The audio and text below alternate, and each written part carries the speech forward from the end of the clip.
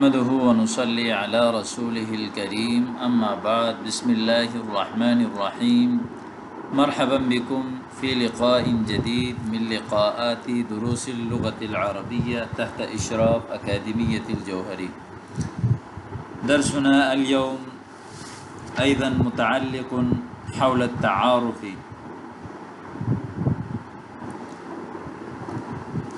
اليوم سندرس وسنتعلم بعض الكلمات التي تتعلق بالحوارات يعني بالتعارف، وهذا الحوار الثاني.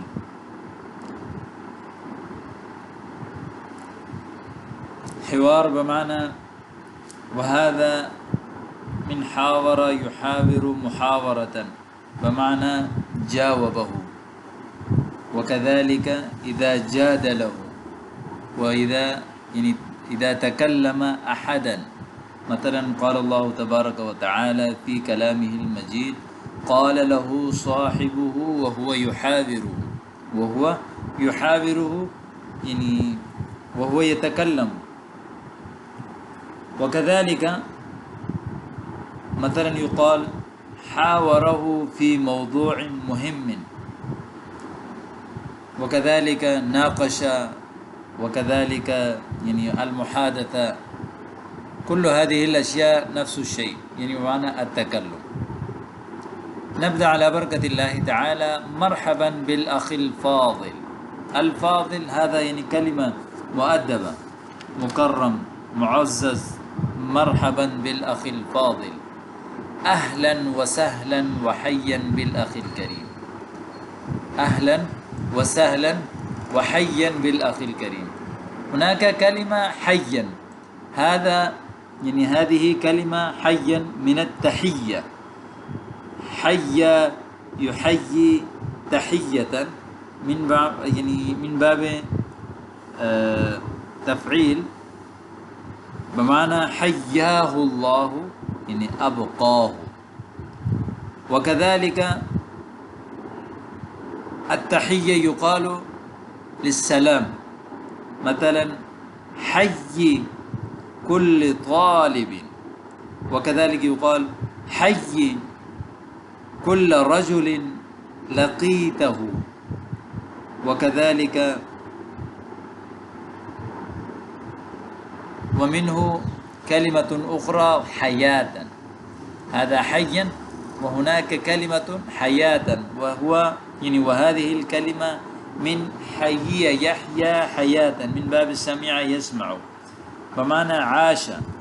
يعني مثلا يقال يعني عاش حياة حافلة بالأعمال الصالحة. وهذا مثلا أهلا وسهلا وحيا بالأخ الكريم، يعني أهلا وسهلا وسلاما بالأخ الكريم. كيف الأحوال وما هي أخباره؟ أخبار جمع خبر. كيف الأحوال؟ أحوال جمع حال. الحمد لله والمنة، الأمور على ما يرام. وأنت يعني الأمور على ما يرام، هذا من رام يروم بمعنى قصد، يعني قصد. إذا قصدت شيئا فتقول رام فلان، يعني التكلم والمحادثة والمكاتبة والكتابة، وهذا يرام يعني الأمور على ما يرام.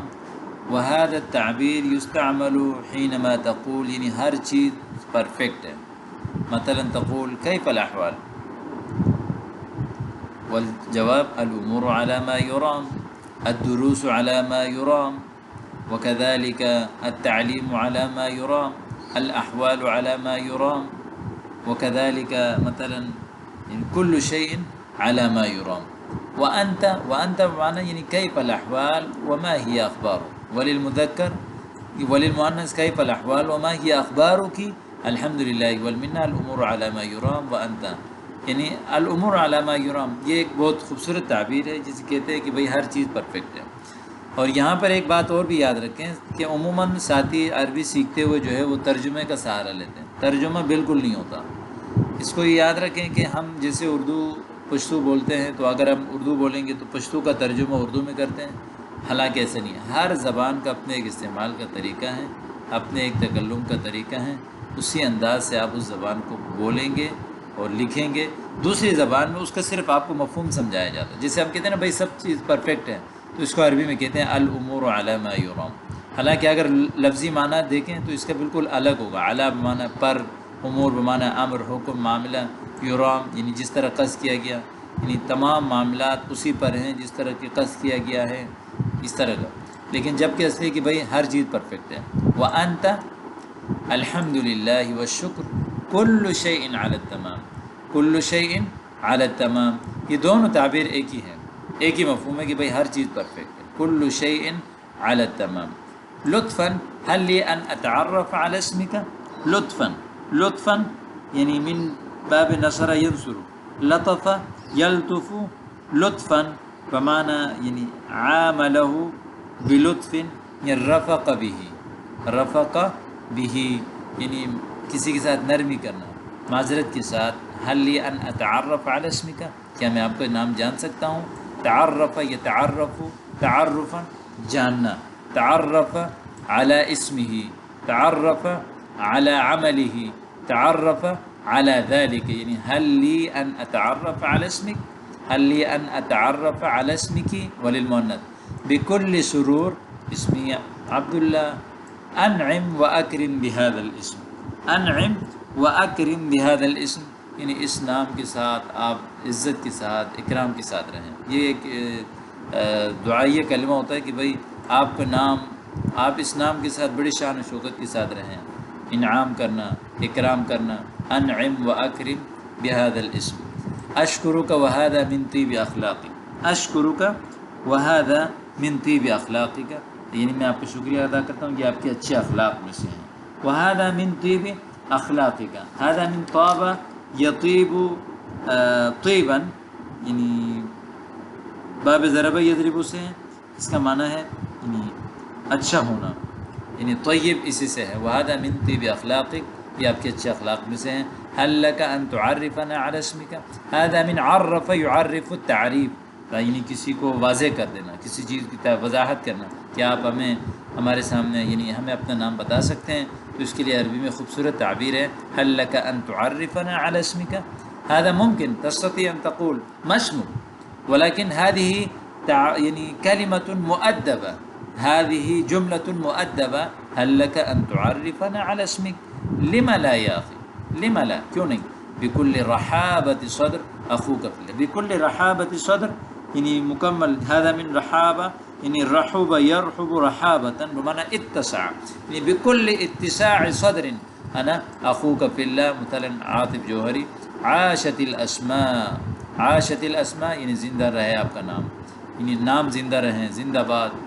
وتشرفت كثيرا بمعرفتك، كلك شرف یعنی آپ کا پورا وجود شرف ہے۔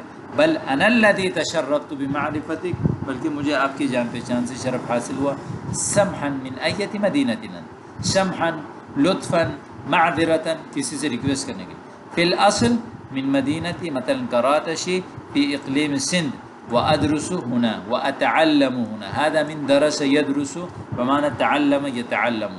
اما انا مثلا فمن مدینتی لاہور التابعة لاقلیم پنجاب، سررت كثيرا بلقائك وانا اکثر یعنی وانا اکثر یعنی انا سررت اکثر منك بلقائك وقد ابهجتني معرفتك، ابهجت بمعنى افرحتني یعنی افرحتني معرفتك۔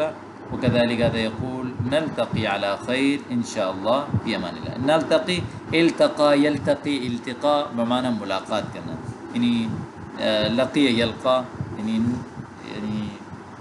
نلتقي على خیر